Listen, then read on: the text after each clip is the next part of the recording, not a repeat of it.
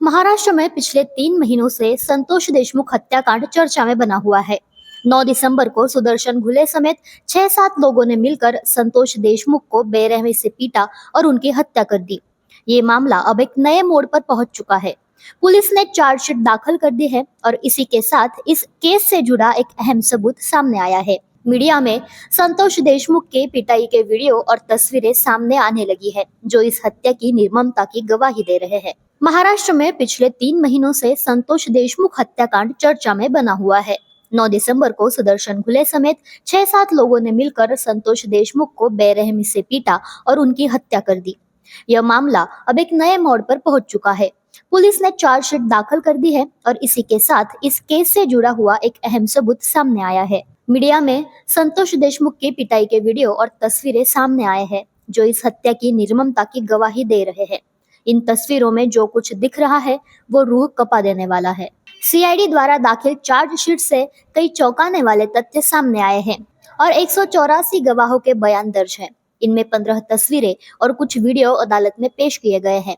इन सबूतों से यह साबित होता है कि संतोष देशमुख की हत्या महज एक हादसा नहीं, बल्कि एक सोची समझी और हैवानियत से की गई साजिश थी। पहली तस्वीर में सुदर्शन घुले संतोष देशमुख के पास बैठा हुआ नजर आता है। उसके चेहरे पर कोई शिकन नहीं, बल्कि एक अजीब सी हैवानियत से भरी मुस्कान है। दूसरी तस्वीर में वह देशमुख को पिटने के बाद उनके साथ सेल्फी ले रहा है।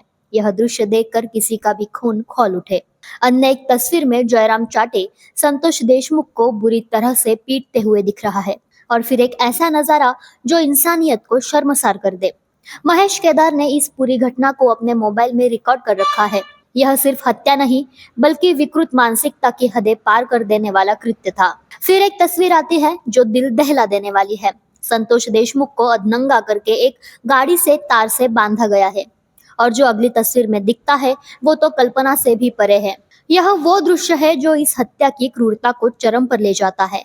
इन तस्वीरों के सामने आने के बाद संतोष देशमुख के परिवार का दर्द फूट पड़ा है। उनके भाई धनंजय देशमुख मीडिया के सामने भावुक हो गए और बोले, इन आरोपियों को समाज के हवाले कर दिया जाए, समाज खुद उन्हें सजा देगा। उन्होंने मेरे भाई के साथ जो किया वो अक्षम्य है।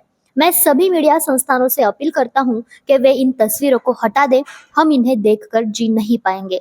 इस हत्याकांड ने पूरे महाराष्ट्र को झकझोर कर रख दिया है। मराठा आंदोलनकारियों से लेकर विपक्षी नेता तक आरोपियों को फांसी देने की मांग कर रहे हैं। एनसीपी सांसद बजरंग सोनवणे ने कड़े शब्दों में कहा, इन हत्यारों को सिर्फ फांसी नहीं, बल्कि उनके साथ भी वही किया जाना चाहिए जो उन्होंने संतोष देशमुख के साथ किया। ये लोग इतने बेखौफ इसलिए थे क्योंकि इन्हें राजनैतिक संरक्षण मिला हुआ था। अब इस पूरे मामले की पहली सुनवाई 12 मार्च को होगी। इन वीडियो और तस्वीरों के सामने आने के बाद देश भर में इन हत्यारों के लिए मौत की सजा की मांग उठने लगी है। ये मामला अब सिर्फ एक हत्या तक सीमित नहीं रहा, बल्कि ये समाज में मौजूदा हिंसा और अमानवीयता की ओर भी इशारा कर रहा है। क्या संतोष देशमुख को न्याय मिलेगा?